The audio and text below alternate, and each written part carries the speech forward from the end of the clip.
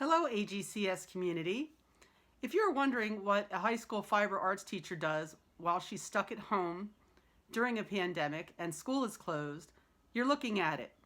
She gets out Susie the sewing machine and starts to make some interesting and fun protective facial masks for when she needs to go out into public. So I made this face mask using some fun sugar skull material that I had laying around the house. As you can see, I have a lot of fabric. I used my sewing machine, but I could have also used a needle and thread. But then after some thought, I was thinking, what about the families that don't have access to a sewing machine or know how to use one, or really don't know how to sew, or have access to a lot of fabric like I do? So what I did was I figured out a way, 3 ways actually, that you can use household items to quickly and easily make anyone a face mask. So it might just be a fun art project for your family to do, but if you're going to be doing art, why not make it fashionable and functional? So here we go.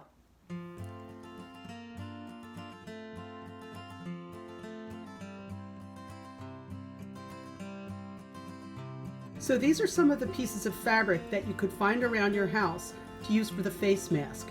Here's a regular piece of fabric. Here's a dish towel. Here's an old pillowcase. And here's a shirt that I grew out of that I could use. You could even use a paper towel if you are so inclined. Anything that will protect your nose and face. Here are some things you can use for the ear attachments. String, yarn, rubber bands, or even hair ties. What are some other things you can think of? I'm thinking of ribbon, maybe zip ties, maybe twisty ties. I don't know, get creative. The tools you're going to need are a stapler, scissors, and markers or a pen, and a piece of paper. If you find you don't have a stapler or staples at home, there are 2 other versions that don't use them. Instead of a ruler, you can use a standard piece of paper for measurement purposes. If you find you don't have a standard piece of paper like this, you can also use a business envelope. So if you look, a business envelope is just about 2 times the width of this piece of paper. It's okay if we lose a little bit of the length at the top. So I found this fun piece of tie-dyed fleece material, and if you look at my paper, we can see that I can almost fit 2 pieces of paper on this particular piece of fabric. So what I would do is I would just cut it in half. If I lose a little bit here or there, it's fine. Another handy piece of fabric is a bandana. So I found these bandanas, and just simply look how many we can get out of this one bandana. 1, 2, 3, 4. We can get about 4 masks from one bandana. So for demonstration, I'm going to use an old pillowcase that I found. And if you decide you want your mask to be double thick, you just use your pillowcase as is and do your measurements as such. If you want it to be singularly thick, then you would only use 1 piece of fabric. You can either trace this and cut it out completely and have 2 pieces of fabric, or you can cut your pillowcase all along the seams and have 1 giant piece of fabric and then do your tracing and cut out afterwards. For each version, you're going to do these same steps in which you're going to trace and cut out your piece of fabric. Now that you have your rectangular piece cut, you're going to flip it upside down, and we're working lengthwise. We're going to do an accordion fold in which we're going to fold the top part down towards us, showing the right side, the correct side of the fabric. You're going to use your finger, your pinky, as your measurement. Your pinky up to your pinky now. Then what you're going to do is you're going to pull it up, fold it back again, and fold it on top of itself. This is called an accordion fold, and it takes a little bit of practice to get it even. It also depends whose pinky you're using to measure with, but this is how it should look. Next, we're going to make our first cut to make our ear attachment. So if you look at your folds, you will have two folds like this, and it's open on the other end with one fold in the middle. We're going to be cutting up from here almost up to the top, but not quite. Use your pen for thickness and take your scissors and just cut up almost to the top. If you're not sure when to stop, always try to use a pinky width.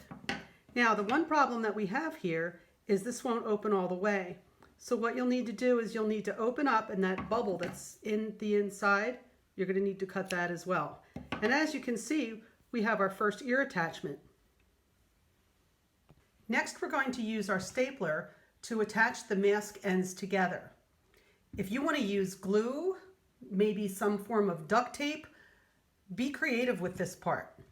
So I'm just going to take my stapler and I'm going to go into the end and I'm going to staple 3 staples directly next to each other to hold the ends of this mask together.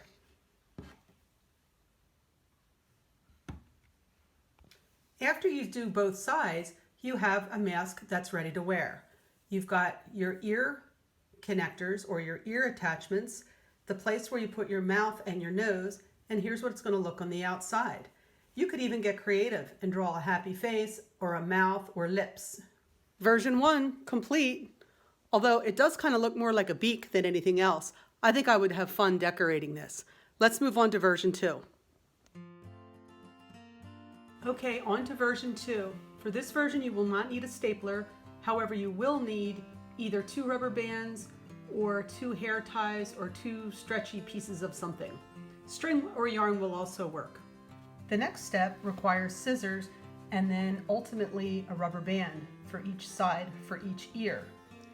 So this step you're going to be making a cut after you make a fold on the end. So if you're not real good with scissors, I would recommend getting a parent or someone who is good with scissors for this step. What you're going to do is you're going to take the end of your mask and you're going to fold it inward. Again, how thick, pinky width, or use your pen.